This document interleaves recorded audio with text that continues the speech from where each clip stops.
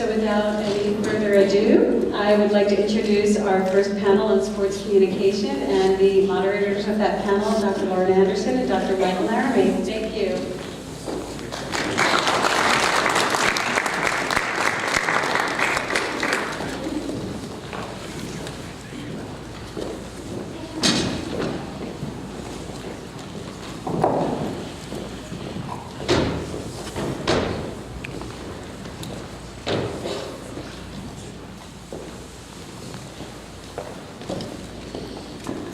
Welcome, everyone. Thank you for coming. I know it's early in the morning, but this is going to be a very fun panel. I'm going to first just do brief introductions to each one of these great panelists. First, right by my left here is Justine Porabellis. Justine's a 4-time Emmy Award-winning producer with 10 years of production experience. She produced Emmy Award-winning companion documentaries on David Ortiz. We all love David. She also produced Red Sox pre- and post-game shows, the reality film competition show Nesson Next Producer, featuring Tom Werner, and co-creator of Glee, Brad Falchuk. She also helped launch a live half-hour kids show, Nesson Clubhouse. And currently, she's a happy resident of Boston and always a Mainer. My father lives in Bridgeton, so I don't know how close that is to where you're from, but it's a lovely area, vacation land. Now to introduce our next presenter. Next up, we have Don Banks, who actually just got back from reporting at the NFL Combine, which is really awesome. Don Banks has covered the NFL since 1990, working first for the St. Petersburg Times in Florida, and then for both major newspapers in the Twin Cities, the Minneapolis Star-Tribune and the St. Paul Pioneer Press. He joined Sports Illustrated in early 2000 as an NFL senior reporter and worked at Sports Illustrated until September 2016. A graduate of the University of South Florida in Tampa, Banks has worked as a sports writer since 1985 and currently is a contributor to Patriots.com, The Athletic, and Bleacher Report. His popular weekly Cover 2 podcast for Patriots.com is available wherever podcasts can be found. He lives in Newton, walking distance away from the Lasell College campus. This is a tremendous podcast for anyone who's listened to it. The last, certainly not least, is Zachary Gray, social community manager at DraftKings. Graduated with a bachelor's degree in sports comm in 2014 from where, Zach? Lasell College, excellent. He's been with DraftKings in Boston for a couple years now. Initially, he's hired as a customer support agent. Then Zach joined the social media team last September. His responsibilities include managing the company's social media channels, creating informative and entertaining fantasy sports-based content, and covering live games and events. His contributions to the 1851 Chronicle, championed by Professor Franklin, his work at Lasell College Radio and the athletic department all prepared Zach for this very interesting career with DraftKings. So thank you all for coming. I'll start out this conversation with a very simple question. Please tell us a little bit more about what each of your positions entail and how they involve sports and communication. You can start, Justine. So my role day-to-day is I'm a senior producer, studio / original Nesson Entertainment, which is O&E Productions at Nesson. That covers a wide range of daily activities. At the moment, I'm currently working on the show Nesson Next Producer, which features 2 Lasell students at the time. I believe I saw one of them here, Allie, Nancy right there, which is really exciting. That's a reality show, type-based show where we have student filmmakers present films, and then we tell stories about them on campus. So that entails us coming to campus. We came to Lasell twice, and we film a backstory where we follow the kids as a day in the life as they create their film. Their film is then judged by 2 judges, and the students get feedback. So that's one of the shows that we work on for that show. I write the episode, I do a lot of filming for it, work with the editor, and oversee the general production of the show. And that's just one of the programs that I worked on. I work on Nesson Clubhouse, which is a kids baseball show, and then as they mentioned, the David Ortiz documentaries we worked on last year. So the one-off programming that we do, work on producing, which is writing, editing, and overseeing the general production of the show. Good morning. I think my job is best described as I'm a total hostage to the NFL calendar and have been since 1990. In my latest incarnation, after leaving Sports Illustrated last year, I have decided to work for as many outlets as possible. And right now I'm working for Patriots.com. I do a podcast on Wednesdays, Cup 2, if you're looking for a good NFL-centric podcast. So I'm on the air that way, and then I write. I do some on-camera work as well for them. And then I do longer form journalism for Bleacher Report covering the NFL. And then lastly, The Athletic, which many of you may not know about yet, but it's a news sports site that is cropping up in different cities around the country, although they have a national platform. And I'm covering the NFL for them as well. So in the last few years, I've learned to really enjoy the podcast part of my job, but writing is first and foremost what I do, and it's what I've done the longest. Having worked for a newspaper for almost 15 years, some of that was through college, and then transitioned more to digital and magazine with Sports Illustrated. So let's follow up there. So as you heard before, I graduated here in 2014, been with DraftKings since January of 2016.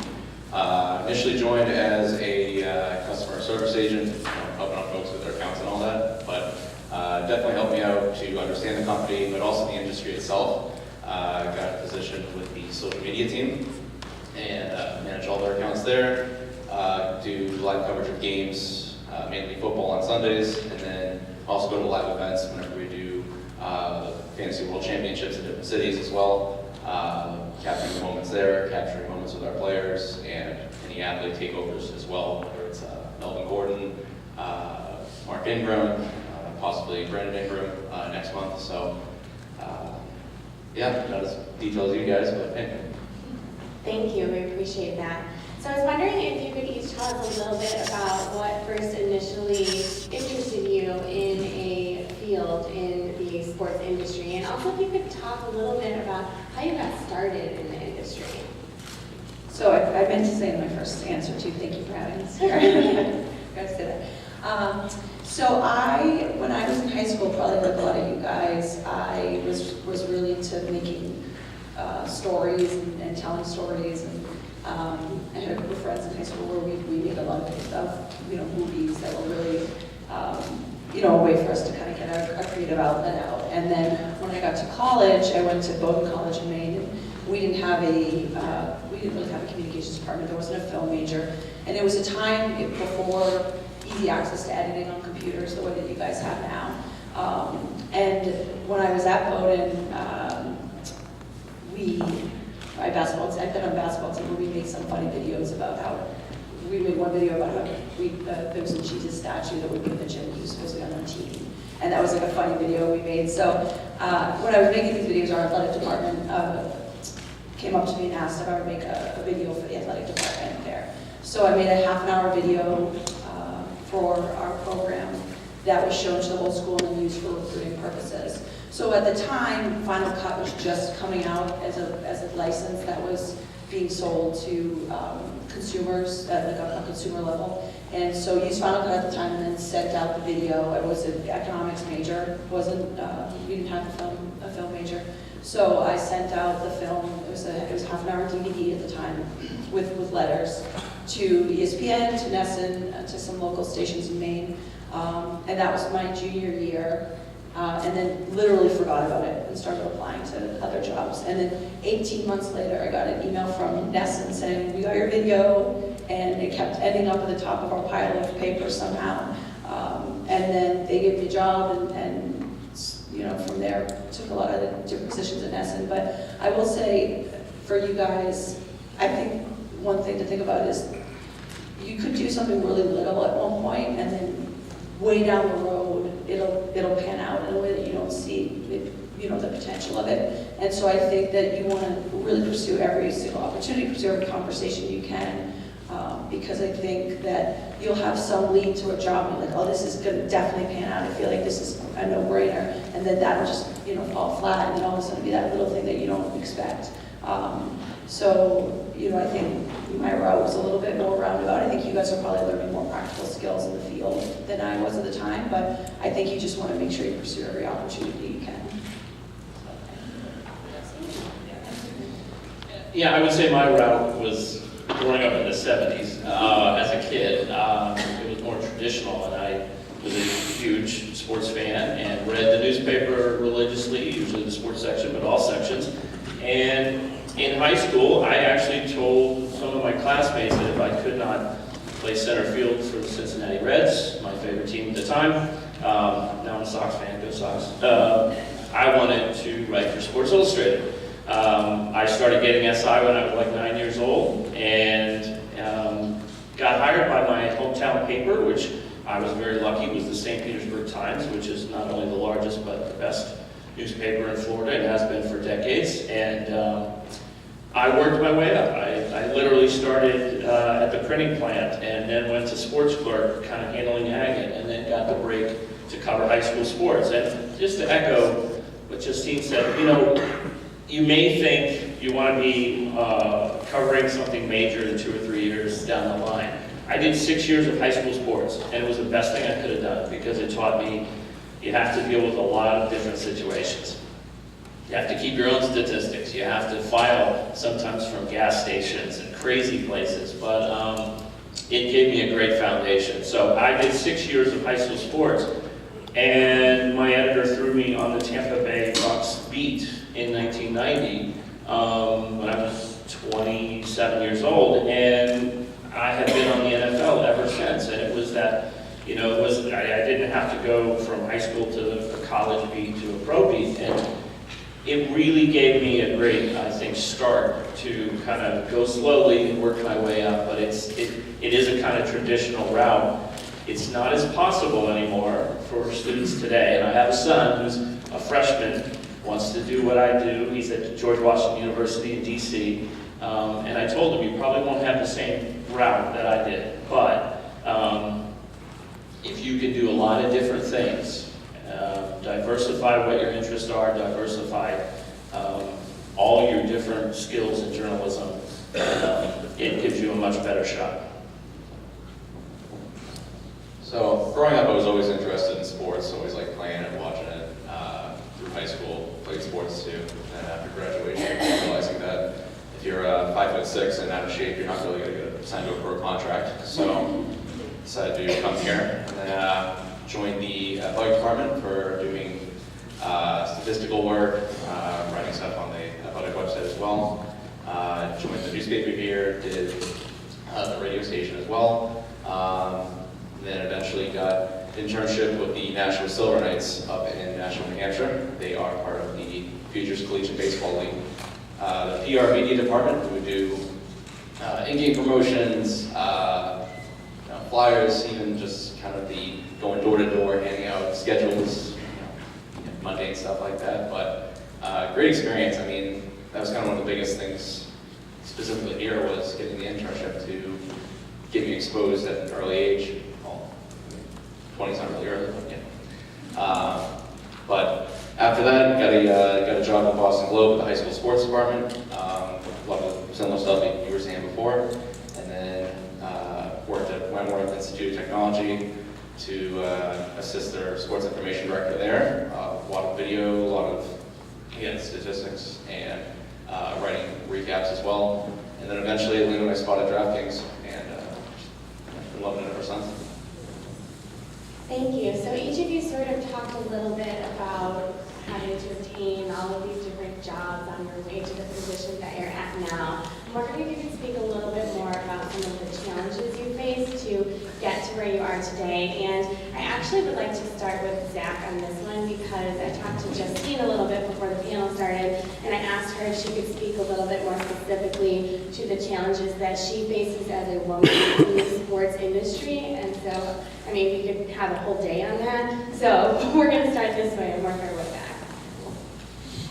I know you were saying too to your son about how he's not going to go the same route you were as well. And reason being, I think, is there's so much out there, especially with the internet. Like, everyone has a blog, everyone has a podcast, everyone has something that's out there. And it's just this sea of just endless material that kind of gets lost, doesn't really stand out, and it's, you almost have to know a person or know a guy, and this and that, and that's how it's kind of been with whether it's some of the things here where you have to make connections and you have to talk to a lot of people and be friendly with a lot of people and work your tail off to get there, and then some of it's kind of luck too. In the end, I mean, I don't think you expected your video to get you, where you were right now. So, I mean, some of the challenges too. I mean, the 4 months before I got hired at DraftKings, I was doing HVAC work, and I don't have any HVAC experience, so I don't know how the hell I got the job. But it's funny because I did that, and then I eventually got the job at DraftKings. And my first yearly review, it went really well, and I'm sitting inside the conference room having this interview or review, and I look out the window and I see a garage that has that's where I did one of the jobs for HVAC, where I was wearing work boots and my hands were all dirty, and I insulation up my nose, and it was kind of like a humbling reminder of where I kind of came from, and so it's always a reminder, not to forget, the challenges you go through.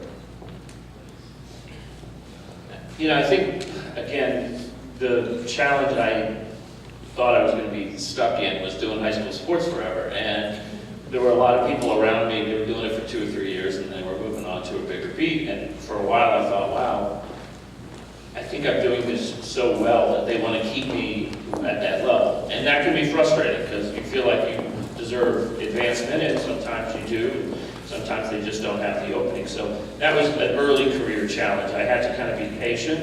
I had to keep my head down and keep doing the job I was given and do it as well as possible, and hope opportunity came my way. A later career challenge was, I was in newspapers from the time I graduated all the way up until 1990, about 14, 15 years. So I then switched. In going to SI, they just started, really trying to push most of their journalism to the internet. And believe it or not, writing for the internet back then was different than writing for a newspaper. And it wasn't simply you could write as long as you wanted. It was just a different style of writing in some cases. And I had an adjustment period with that. I'd say it took me 2 years or so till I really got, you had to write a little, shorter, punchier. You had to write for a different audience. And that was a transition. In addition, they threw me on, they had an NFL network. How many in this room might remember CNN SI was actually competition for ESPN?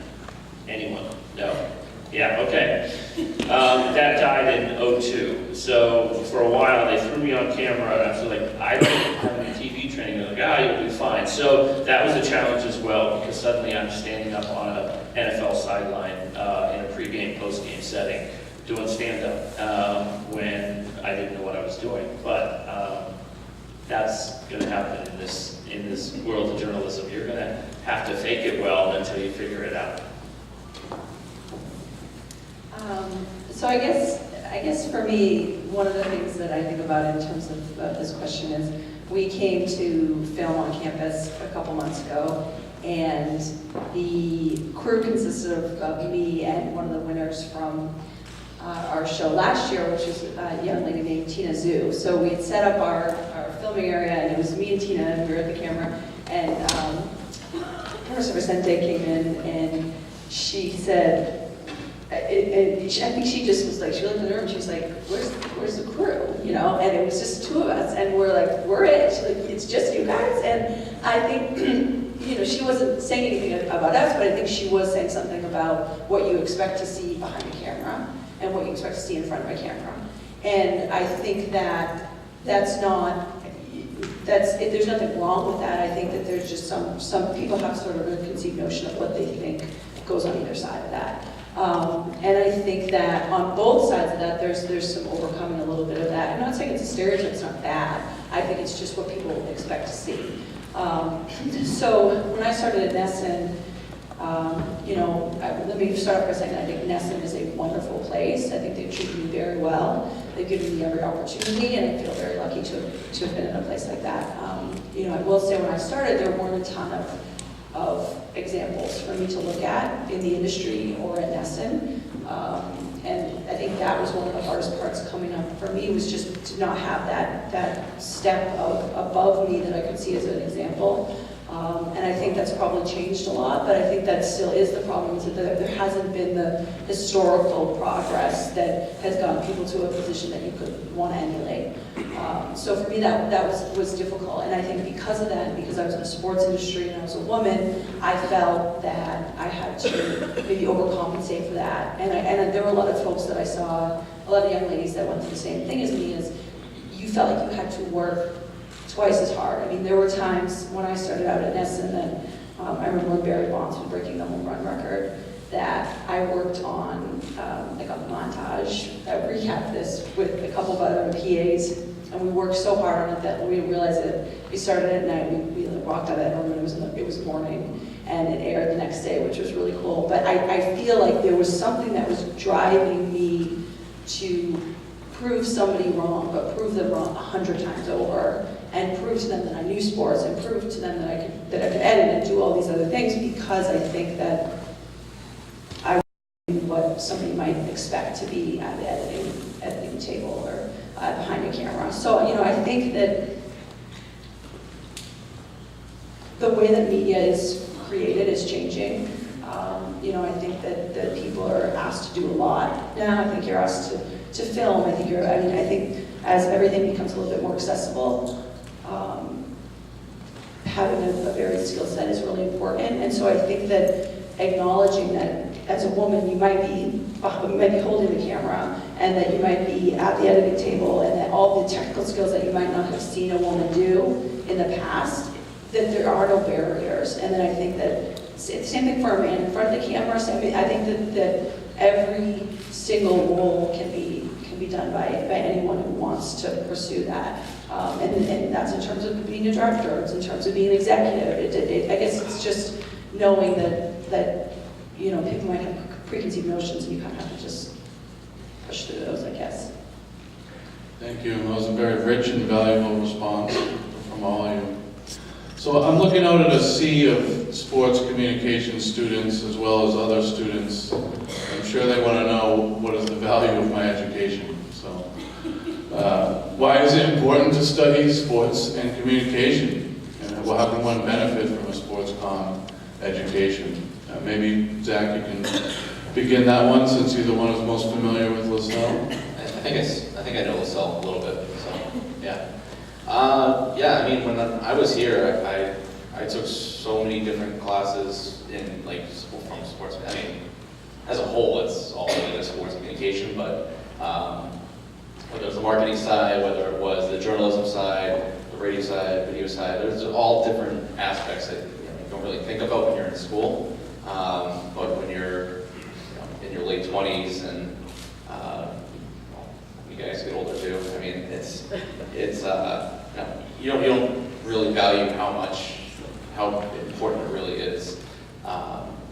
In the internship too, I mean, I can't state it enough. Like, doing an internship and maybe doing multiple of them is so important, because you're going to meet so many people. You're going to work endless hours. You're going to work so much time, and like it helps you. I'm telling you, like, you might be pushing it off. You might be thinking, oh, I don't really need to do it, but like, do it, man. Like, just push yourself and go out there and, like, grab it. If you want it, like, grab it. I mean, it's there. I mean, so for the sports comm specifically, I mean,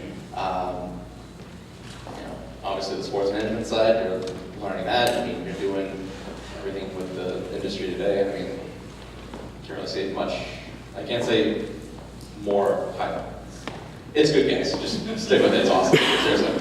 How many internships did you do here, Zach? I unfortunately did one, because I'm a dummy. So, but I went back to the Silver Knights the next year as a part-time job. My main responsibility with them was public address announcer, which you probably can guess from me stuttering, and it's been a long time. So, public address announcer and PR marketing with them as well. So I did that as an internship one year, and then they liked me enough to bring me back for a part-time job the next year. And then I kind of even looked at the Wentworth job, even though it was part-time, as I kind of treated it as an internship. And when you do an internship, you kind of work your tail off because you know you have to get the credit.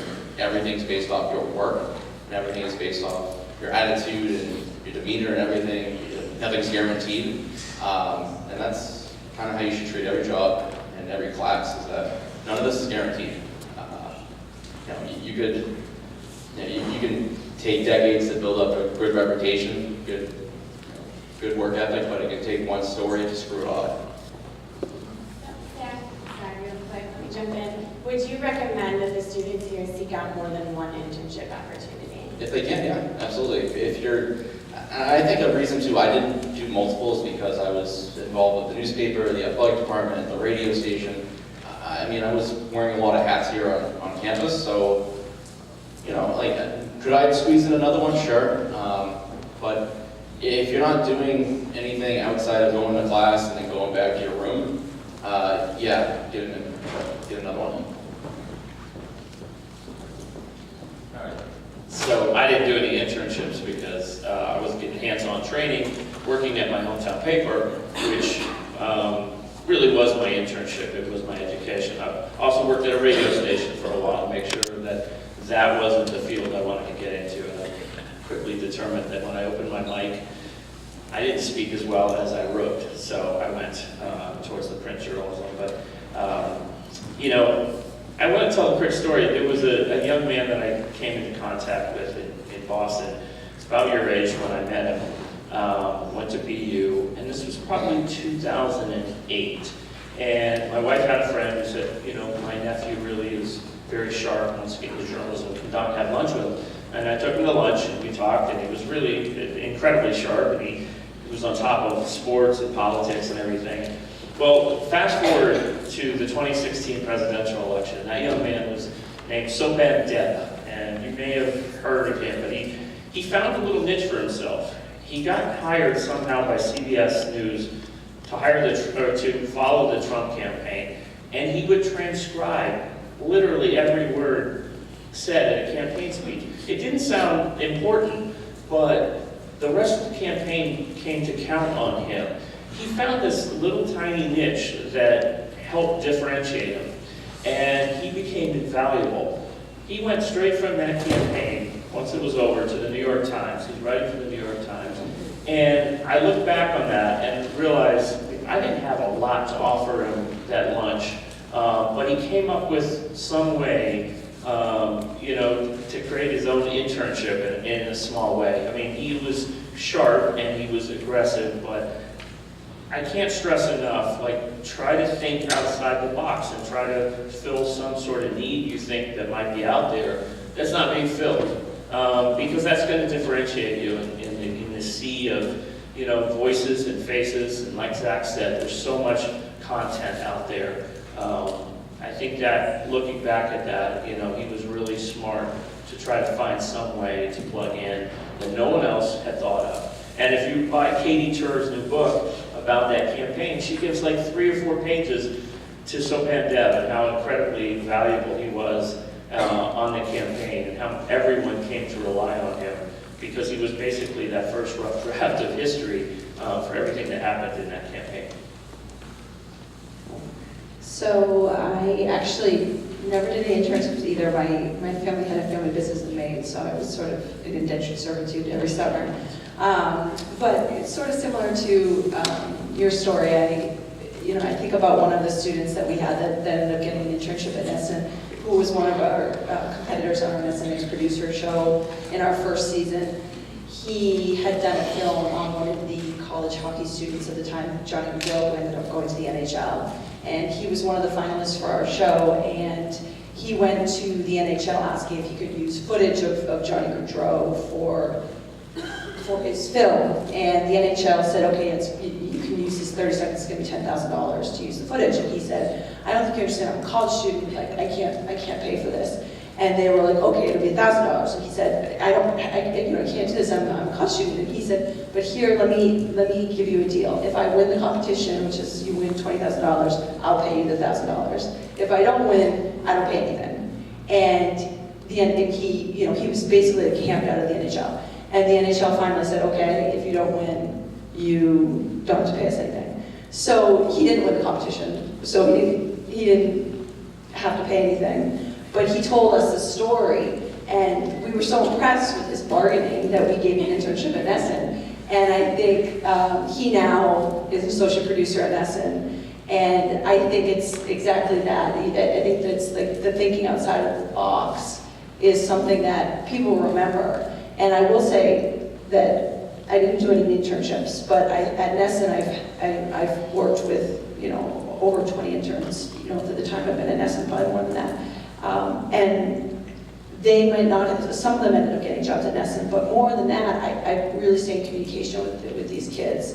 And the ones that work hard for you, you remember, and you want to help them down the road. And I think that, you know, there's one student that is now at ESPN that I have to write a letter of recommendation for her, and I think that you want to have like a good quality of work everywhere you go, because I think people will remember that and pay it forward down the road, and that's what you should remember, is that do everything with integrity at each step, and I think it will pay off down the road. Thank you. So you talked a little bit about having good quality of work, thinking outside of the box, having integrity. All of these are really important skills that one should have when going into the industry. Wondering if you could think a little bit more, talk a little bit more about some of the other skills that are really important to have going into the industry, and maybe even touch on with the changing media landscape, how there's always something new to learn, how important that is for students to sort of be, you know, continually learning.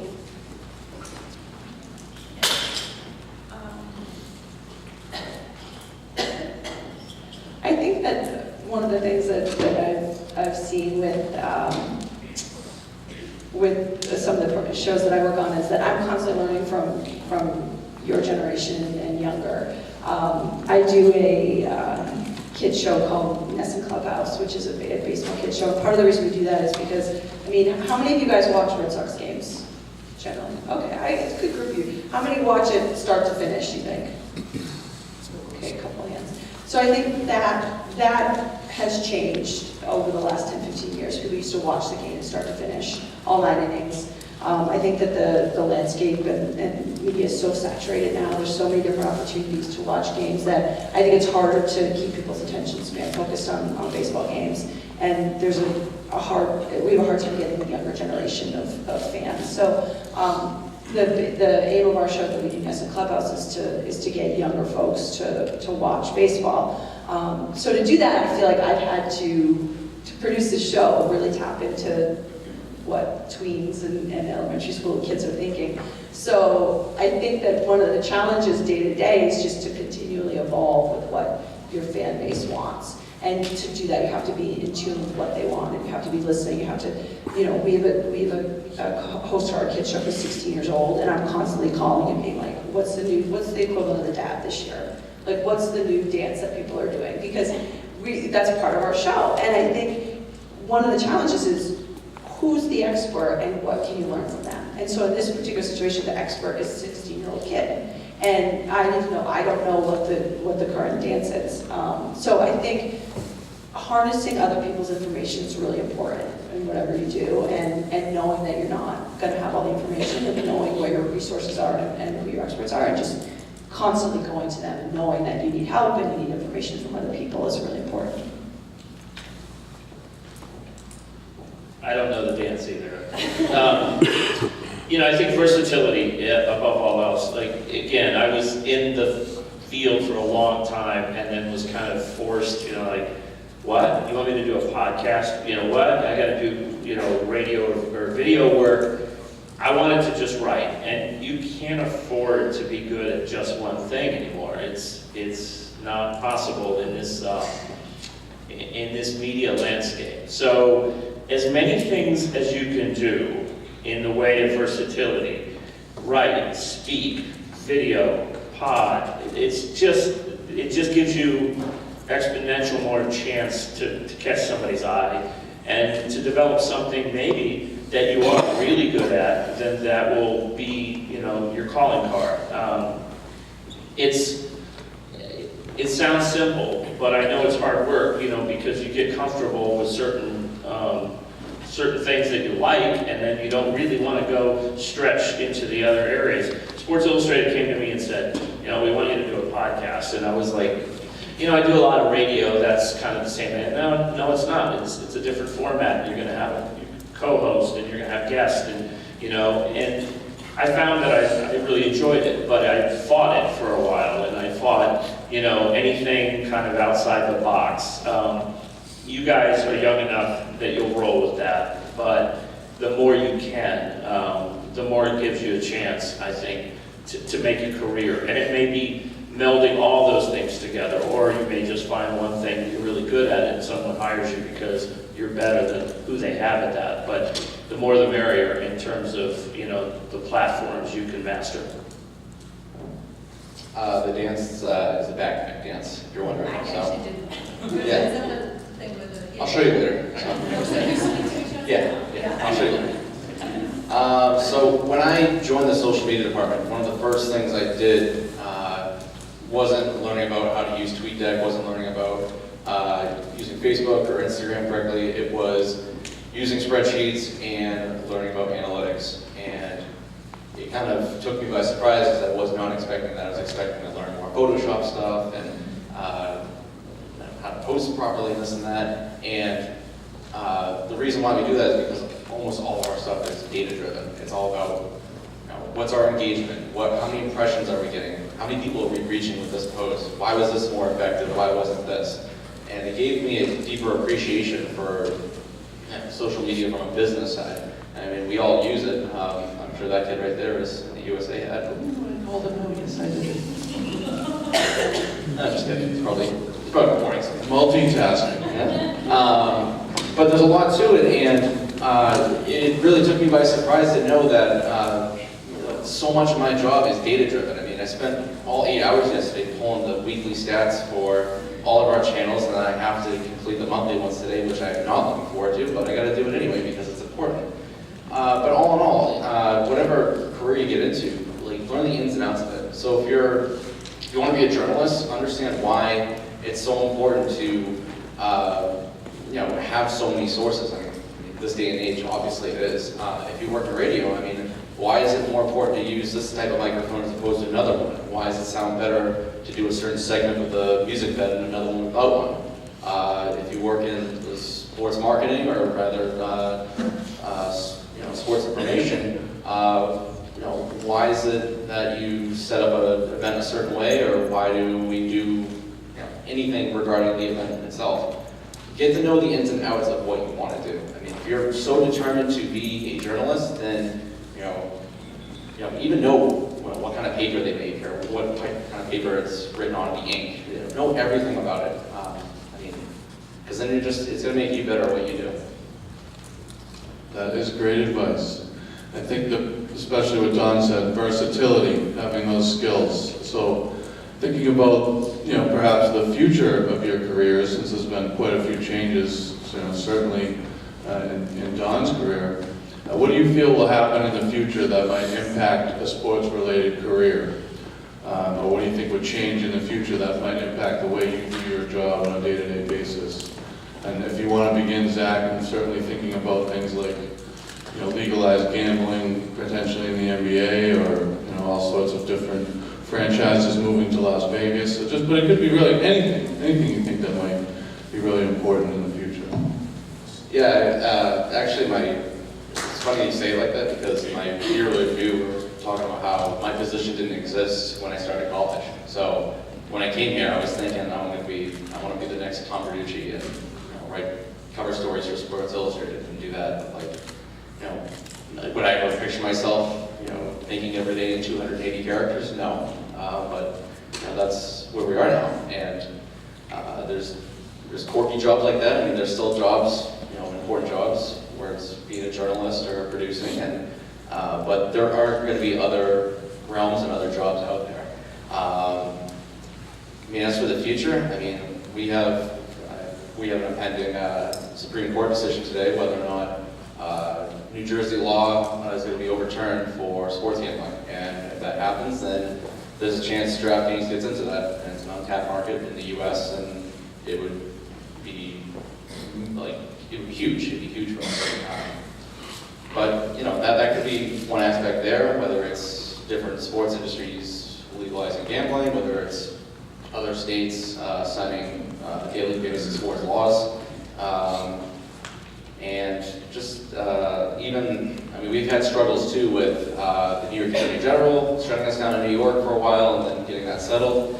There's always going to be different challenges, and the thing is, you have to be ready for the unexpected because you don't know what's going to come on. Like I said, I didn't know I was going to have this job. I didn't know this job was going to even exist back in 2010. So expect the unexpected, and when things change, just go with it because you can't do anything else.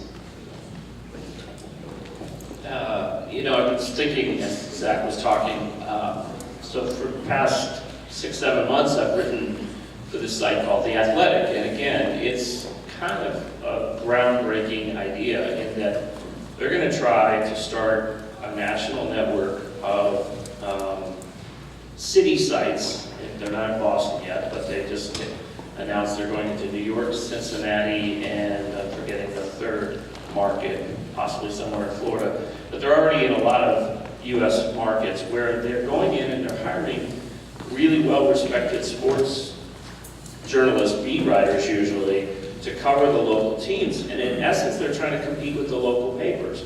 They're wildly successful in the San Francisco Bay Area, Chicago, Cleveland. They're going in where they see vulnerability in the local coverage of the sports teams. Hopefully sports rabid cities.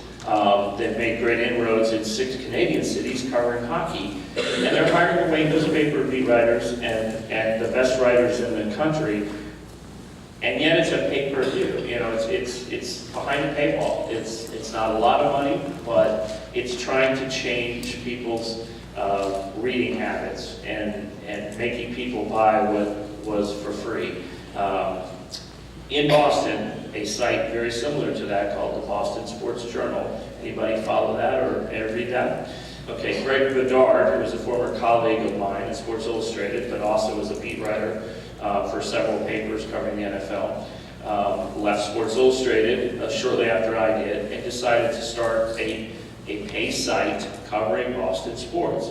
Still very much formative, but he's had some early success putting together a staff to cover the major sports beats in the Boston area, and that's what The Athletic is doing. So if there's something to keep an eye on. Is The Athletic going to be successful enough that people start changing their mentality and they're willing to buy the coverage that they've always gotten for free?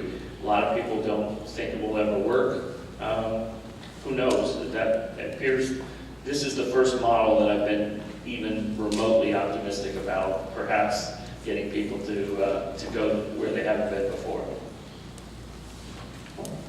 I think there's 2 things that you look at when you think about the future and where we've been, and that's sort of technology, and then there's content, the actual content. I think when I started in terms of technology, when I started at Nesson, we were editing deck to deck, so you had 2 VCRs, and you went back and forth to record between 2 tapes. And just seeing how we do things now is just so different. We ended up, Sony computer systems, and things are all sent digitally, and we have little robots that control cameras in our studios, and it's really funny just to see the cameras move on their own. So I think that technology has just changed so much in terms of where we're going to go, the 4K, and I think it's interesting just to see the way that the marketplace has changed in terms of technology. So, when I started at Nesson, our Nesson.com was a page. I was on BostonGlobe.com that was just headshots of everybody who worked at Nesson, and that's what the website consisted of. And now it's a booming website, one of the most popular in the country for sports content. So obviously, I think that the push towards digital has changed everything, and I think that has really made a big impact on how people consume content. I think we've noticed that attention span for content is just changed completely. We've all become sort of goldfish. Like, we have 8 seconds of ability to consume something. I think that the challenge with that is how does a company monetize what's online? How do you make something that's on Instagram something that can be monetized by a company? That being said, I think the most popular thing that we've aired on Nesson, other than a Red Sox pro product, was our David Ortiz companion documentaries that we did. So I think even though people are consuming things online, even though our attention span is shortened, I think that people still want really good stories. And I think that you want to make sure that you know how to tell a story. And I think that technology is going to change, the platform's going to change, but I think people still want to feel a human connection. And I think that was what, I don't know if I did anyone see the David Ortiz documentaries? If they didn't, it's okay, but basically it showed his human side as him living in the Dominican Republic and what he went through. And I think that, you know, I think a lot of what I still consume as a viewer is what humanizes people. And I think that no matter how the technology changes, it's a skill that you can learn now and hopefully continue to help flourish. Without question, that's what those documentaries did. You should definitely check them out. They're amazing. Maybe one more question, and then we'll open it up to the audience. Okay, I think if we have to conclude with one question, it would be if you could give one piece of advice to the students in this room who maybe hope to be where you are right now, what would that be? I guess I think it would be, like what Don said, to be versatile, and then I think just to be open to evolve and change.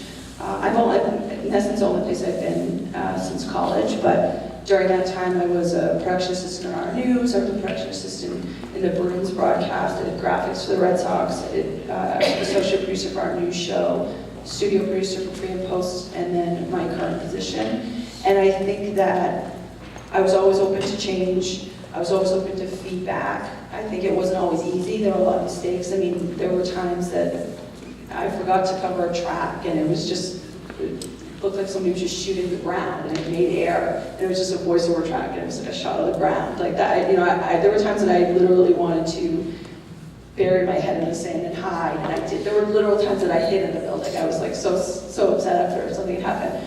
And I think that that's part of the journey, is making mistakes and then sort of like regathering yourself and just kind of getting back at it, like what you do as a student, I think, as well. But I think just being open to criticism and then open to change, and then knowing that each part of the journey is part of the process, and you need to you know, take it as it comes.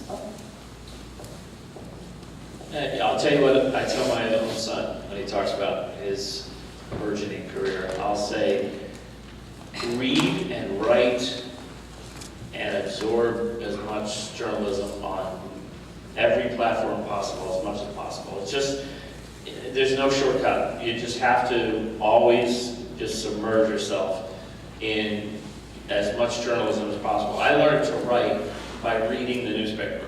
People say, oh, you know, how do you write? I write by ear. I write a sentence and then I kind of just read it back, and if it sounds like something I've read, I think, okay, that'll work. And people write different ways, but I literally learned to write for journalism by reading. And so you can do, you know, if it's radio, if it's a podcast, whatever, however you choose, digest as much journalism as possible in as many different forms.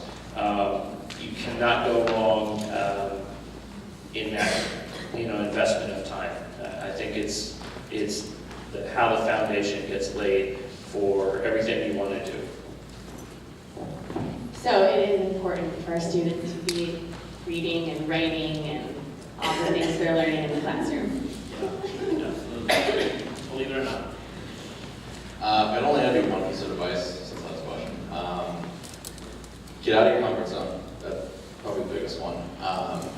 Because if you stay in your comfort zone, you stay with what you think is your thing and what you're comfortable with, you're never going to grow as a person, you're never going to grow as a professional.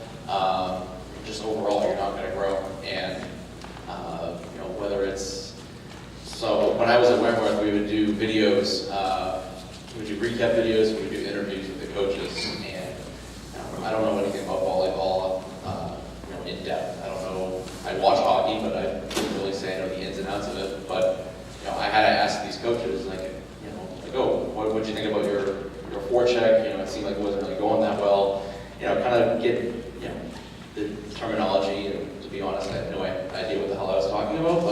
eventually I did, and eventually, I got really comfortable with it and made good connections out of it. And you get out of your comfort zone, you get out there and you do something that you think, okay, like, do I really want to do this? Is this something that I really like? And then you end up loving it. And you end up finding that like it's worthwhile and it's something that you want to do. I mean, I'm sure you felt this all same way about podcasts, and like eventually you do it, and eventually you say like, man, like I was actually made to do this. So yeah, get out of your comfort zone. Same way about tweeting. I hated the idea of having to tweet, but I had to build my brand and all that good stuff. The other thing I thought of, over prepare. See, these are notes. These are notes for talking to Lasell's Comp Day. I believe big time in over preparation. Anybody has an internet connection these days, you can always do your homework, know who you're talking to, know something about. It helps you do the interview. If you can bring up something that person says, oh, this journalist knows what they're talking about, they're going to loosen up and tell you more. It's just invaluable. Thank you. At this point, we would like to open up the floor to questions. So if anyone has a question for any of the panelists.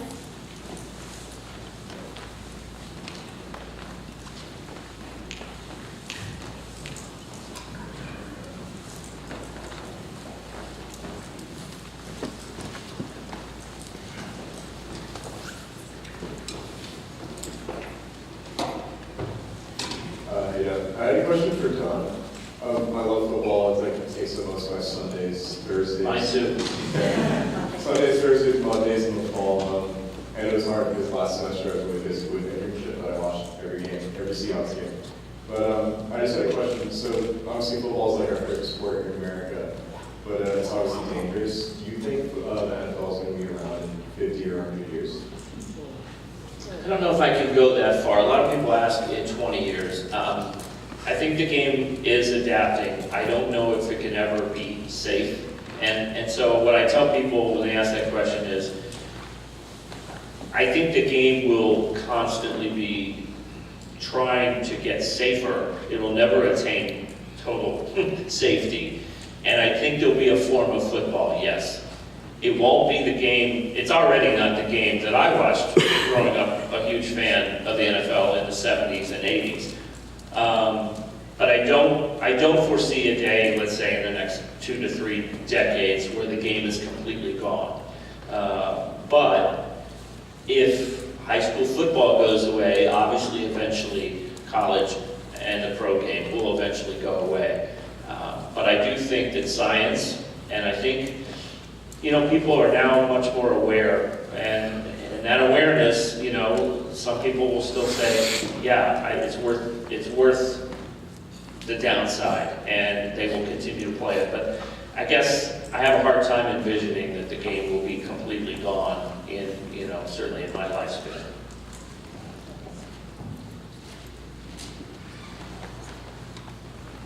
I could just yell if you want. It's for anybody, mainly Dawn, just because I've heard you use the word a lot.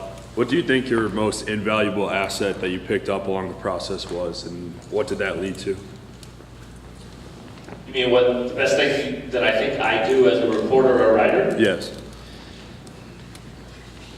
I think I'm good at getting people to tell me and trust me with information. I think my early career was built on, I broke a lot of news. I got people to kind of open up to me in like feature story situations.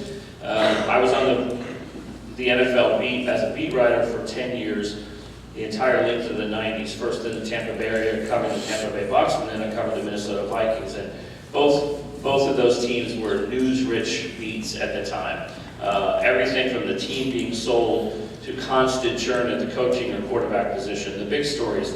So I thought what I did well was get people to trust me, and to do that, you have to have great accountability, you have to have reliability, and you really have to, have character. You have to try to get it right every time, and when you screw up, show up the next day and cop to it.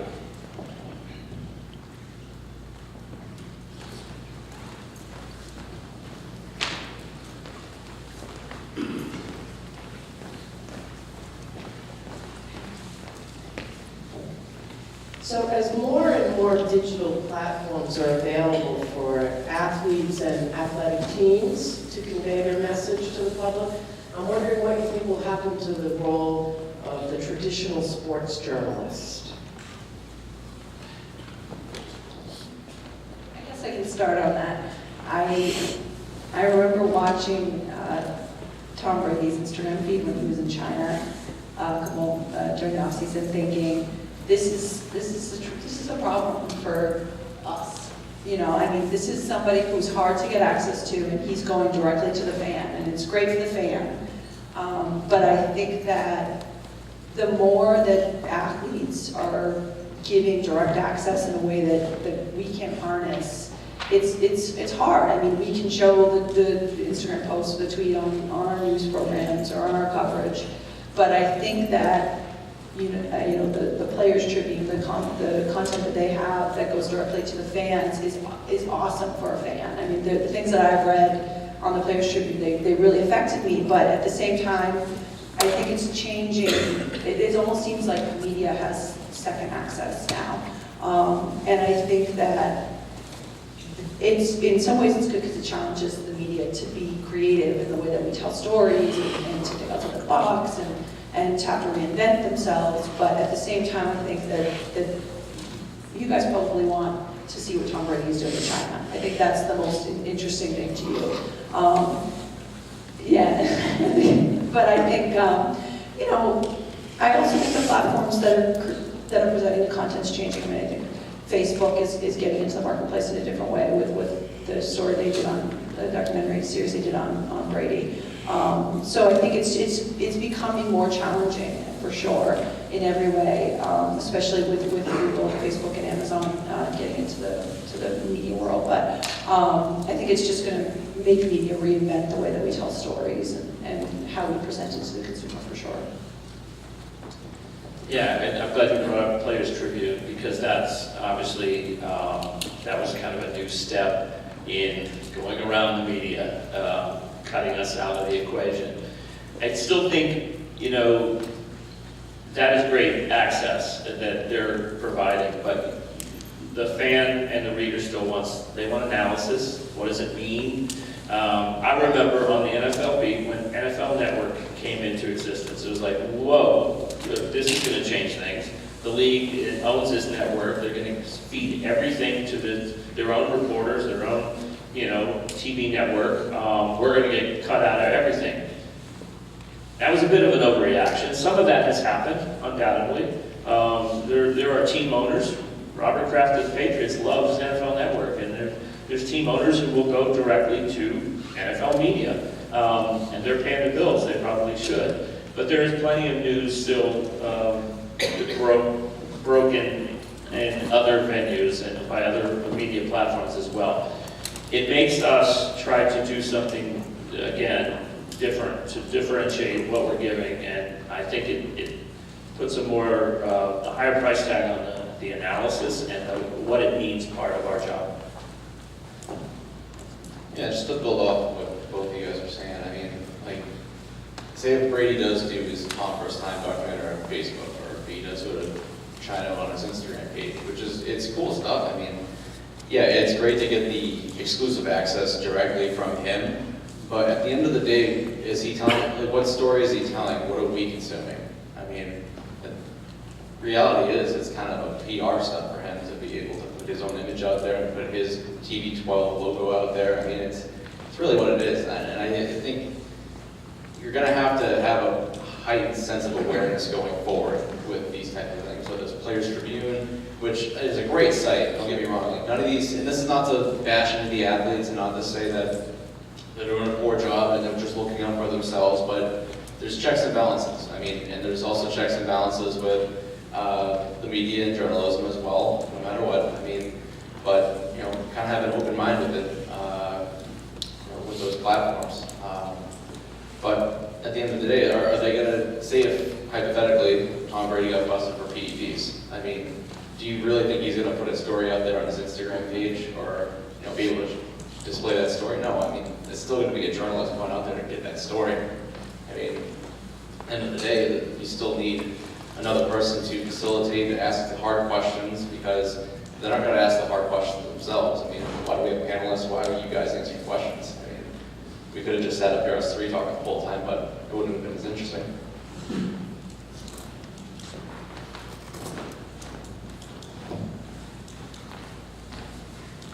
So, well, I'm going to plug the St. Pete Times because I think it's one of the best newspapers ever. And I graduated from Gaither High School out of Tampa. Wow. So that's the comment I wanted to make to you. But this is a question for anyone on the panel. How much room is there for sensationalism in sports journalism today? How far can we take rumor? I mean, what do you see as the differences for reporting maybe in the 70s, 80s, 90s compared to what we see today? Meaning, you know, Cam Newton makes a comment about a female reporter, loses his yogurt deal, it's pushed to the limits. Deflategate, pushed to the limits. I mean, the sensationalism that we see, the same stories over and over again getting played out. You know, where's the line? Where's the line of that? Yeah, I remember I actually spoke to a BU class with Mike Reese, who was with the Globe at the time, now is with ESPN, covering the Patriots, about maybe 10 years ago. And we spent a lot of time that night talking about the internet and the impact the internet's had on journalism. And I've always felt it's a real slippery slope. I mean, as much as the internet gives, what it has created, when I started being a journalist, if you made a mistake, it lived for 24 hours. It was in the newspaper. You couldn't run away from it. When I started writing for the internet, you make a mistake, you call the editor, and you get it out of there immediately, and it disappears. And what it has created is less accountability and less accuracy. And speed gets valued above everything else. I want to have it first to the degree that I can fill in the details later. And I don't think it's been a good thing, because I think it's made journalism sloppier. And as the rush to get it out there has intensified, and let's be honest, it only goes in one direction. The news cycle gets faster, and the rush to get, you know, now you're breaking news on Twitter. I mean, you know, that's obviously not built for the utmost accuracy. So it's up to each of us to still try to take enough time to make accuracy in getting it right, because that builds credibility. It leads to, you know, obviously, talk about building a brand like Tom Brady. You need to build your own brand first and foremost with accuracy, fairness, and trying to do the job, even in this age of warp speed, the right way. I mean, I think I can only add to that, and that Twitter can be a scary place, I think, on like trade deadline day. Just be careful, make sure that it's a verified account. Yeah, I think that there's just a lot of misreporting that can happen because people are trying to be the first and not necessarily the right. So I would say slow down. I think, you know, Nessa does a good job of just going slow on things and making sure we're right. Yeah, Twitter is a scary place. It's bad. Yeah. I've always had the personal belief that if a story is sensational enough, that if you just report it right, you write it correctly, you produce it right, whether any platform, whether it's written, TV or radio, that it's going to speak for itself. And that goes for anyone who does the newspaper here or radio here. Don't go into something thinking like, oh, I have this bombshell story, it's going to rock campus. Like, all right, take a step back, like, get all the details, go from there, and you know, if it's big, people will react. If it's not as big as you thought, then maybe you get some perspective on it. But I mean, yeah, I guess that's it. Just let the story speak for itself.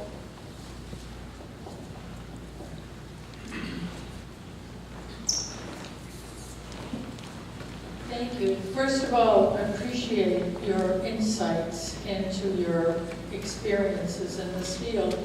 Great panel. Thank you so much for coming. Really, really appreciate it. And Zach, I think that you are to be commended for where you are today after graduating from Lasell. Congratulations. I'd like to go back to something that you mentioned in reference to what you're doing today and how the position that you came into in 2010 that you never saw happening until today. And you referenced data analytics, and you referenced what an important part of your job that is today, dealing with the media and dealing with the social website and all the information that you have to gather and analyze. Let me ask you, from the perspective of a former student and an alum, what would you say to us as professors, what our responsibility is to help the students in this room prepare for that aspect of communication? Do you think we should offer a course in data analytics? Do you think we should require it? Should we have every student involved in it? Or do you think we should embed it in all of our different concentrations and encourage students to be aware of the need to develop and nurture the skill?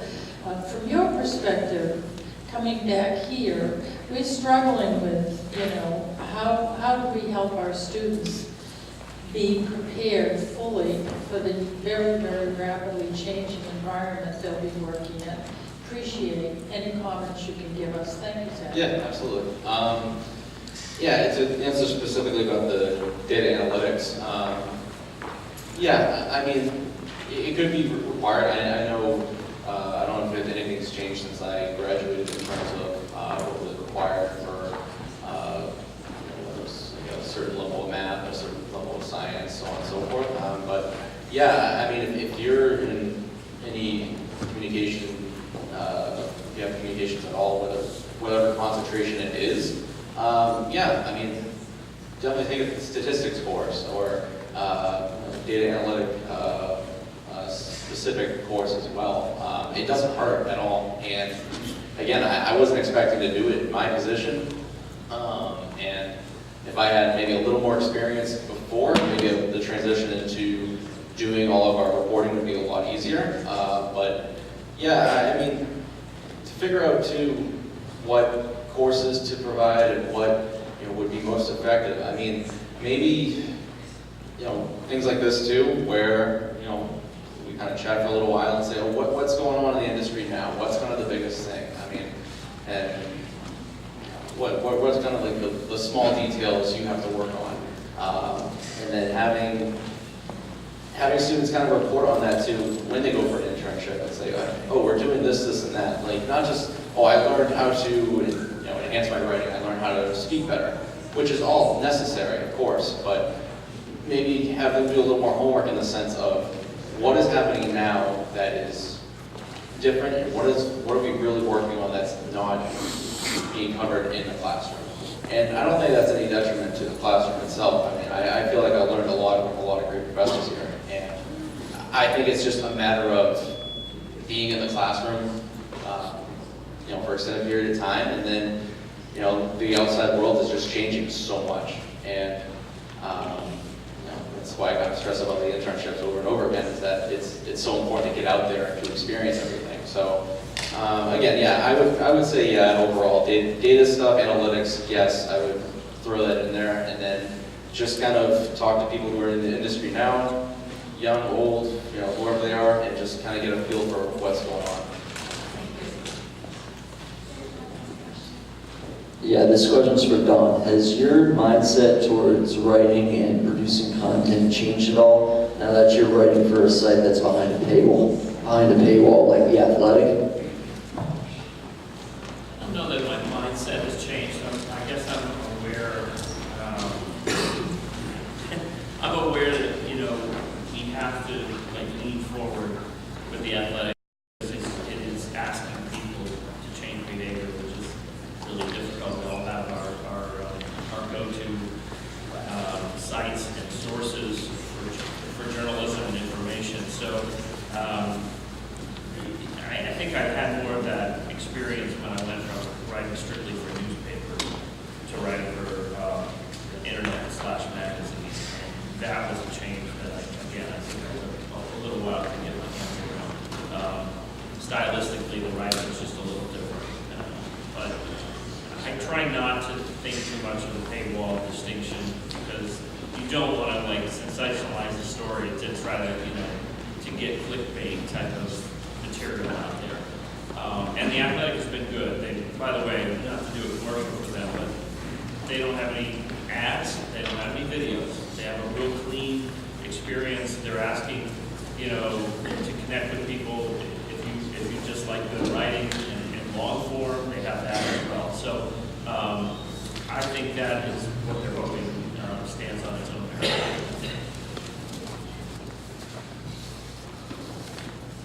Time for one last question. It's okay. I have a question for Justine. If you had the latitude and funding to do any piece at Nesson, what type would you do and why? Great question.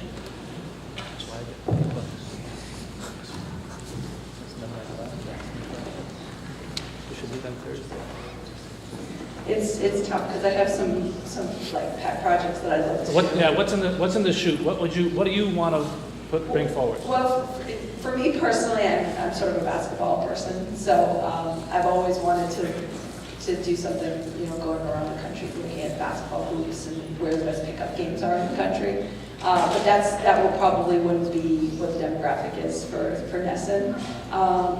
You know, I think that there are a lot of stories about the Red Sox individually. I think that just doing a series where you kind of got some inside access to the players themselves, sort of like an all-access type thing where we could humanize the players. I think that, you know, I think that there isn't enough where you see players as people and their families and their wives, and you know, I think a lot of them have gone through a lot of hardships. A lot of them have faced a lot of obstacles in their life that you know, you just see, you know, the potential of their career. So if you could have access to you know, what people face along the way, I think that I'd love to tell those stories. You know, I know a few of them on the Red Sox that are pretty inspiring. But I, you know, not to go back to the David Ortiz special, but I do think that when I got to Nesson, that was the one thing that his relationship with his mom, the fact that he pointed to the sky when he crossed home plate for his mom, I think was something that people knew about, but we hadn't really explored. And I think that, you know, a lot of the players on the team have a similar story that, you know, means something to them. To tell that one, you know, moment in your life that you overcame, I think, for any athlete is what makes you care about them when you watch them. So I guess if you could do a series called like Defining Moment or something where you told that person's story, I think would probably be the one I would tell. But that's a hard question. Well, thank you all, Justine, Don, and Zach. This is a lovely panel. Start up the